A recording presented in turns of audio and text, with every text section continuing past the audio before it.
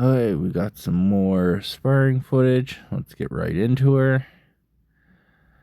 And initial big heavy impact here. Opponent went for a bit of a side step there on me, but I was able to catch him.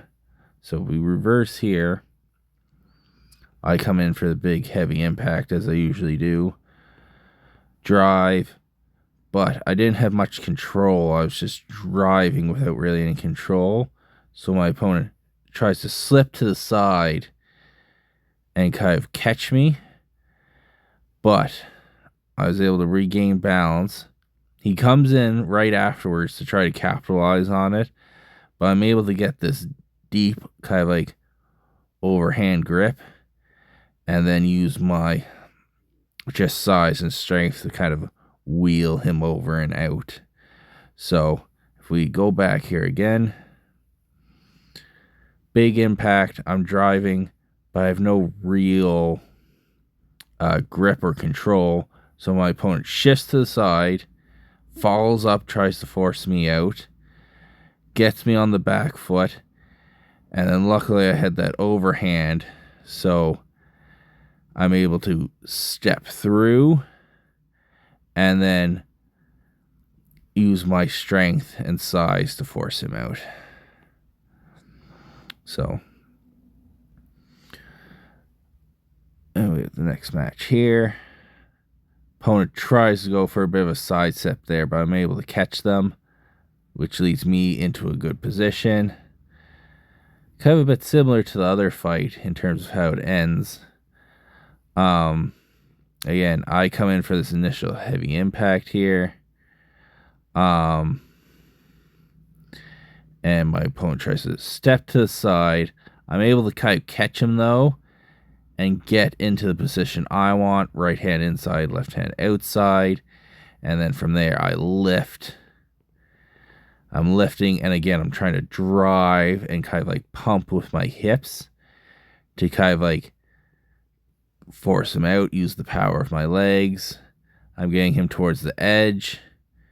He starts to push back a bit, and then there's that moment where there's that shift. I step through and then use that underhook to force him out.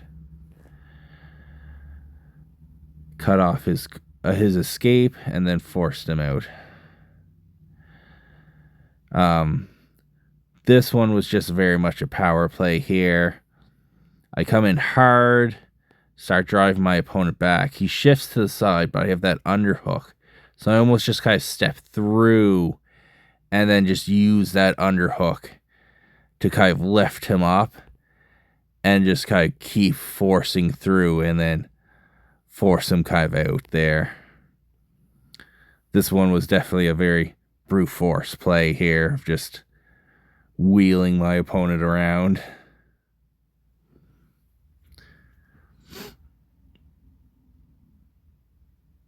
And then impact here. And then I'm trying to get into a position where my head's lower. I'm there. I start to drive. And then if we back up here a little bit, and we have the initial contact here. Initial contact. Get the belt grip. And then I start to try to shift my head down. As we're circling, I'm shifting my head down, and then you see I get my head there in the chest. And then once I'm there, I start to drive. I start to get my opponent pushing back. And then he goes for a throw with that sort of overarm. But since I'm in a good position, and I'm also larger than he is, I'm able to stay balanced, stay in a good position, and just continue to drive through him and then force him out. So,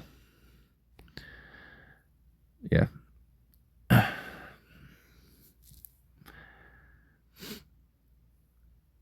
Nice, good impact here.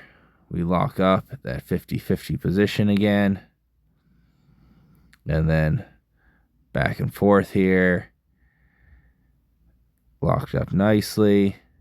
And then I go for that underhook there. but I don't quite catch him. So if we look here, again, nice initial impact. We're in that 50-50 position, both on the belt here. Not quite able to drive each other out. We're fighting back and forth. He starts to pressure me. So I go and then try to turn for this sort of like underhook throw that I've done before. But he's able to stay balanced, and he keeps his leg behind mine. So as he kind of starts to drive into me, it keeps forcing me towards the edge as well.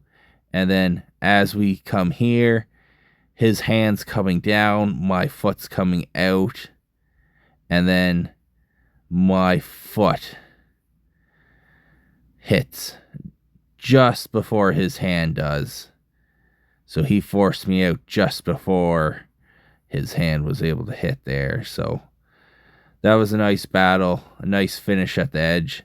This is a good example how, like, you don't stop until the match is done, because a lot can happen on that edge, and there could be quite a lot of like small reversals, small changes, or just things like this where you never know quite what's going to happen.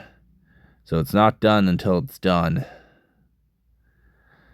And then we're into our next match here. They're fighting for position. Leg trip attempt there, and then the force out. So if we back up here, again, nice impact here. This one, he comes right in with that sort of like left hand to get a belt grip there.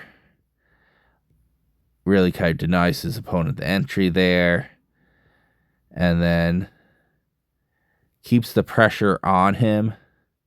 Kind of keeps the weight on him too. Opponent tries to shift to the side there. And then